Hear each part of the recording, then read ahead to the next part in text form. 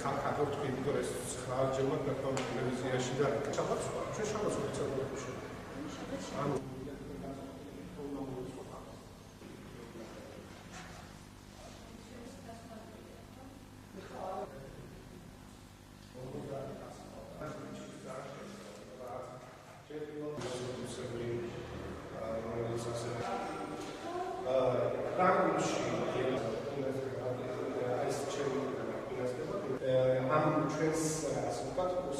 სულ ცოტა ხანში უმოკლეს ვადაში უკვე დაიწყება მასწავლებელთა გადამზადება, მათი დატრენინგება, ანუ ეს იქნება ერთ-ერთი ახალი მიმართულება ფონდისა, ხოლო რაც შეეხება თვითონ ფონდს, ფონდი ისევ განაგრძობს თავის საქმიანობას, ანუ აქ მე გულისხმობ უცხოენების შესწავლას.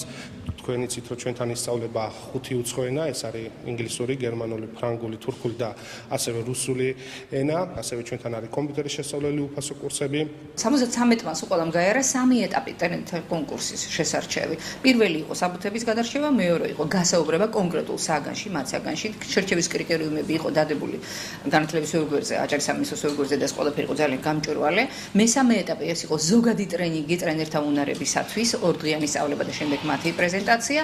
ეხლა ჩვენ ვართ მისული მესამე ეტაპის მეორე ნაწილზე, სადაც საგნობრივი კომპეტენციის გაღრმავების მიზნით მათ ჩაუტარდებათ ყველა მოდული. ისინი გავლიან ყველა იმ მოდულს, რომელიც შემდგომში თვითონ უნდა ჩაუტარონ სკოლის პედაგოგებს.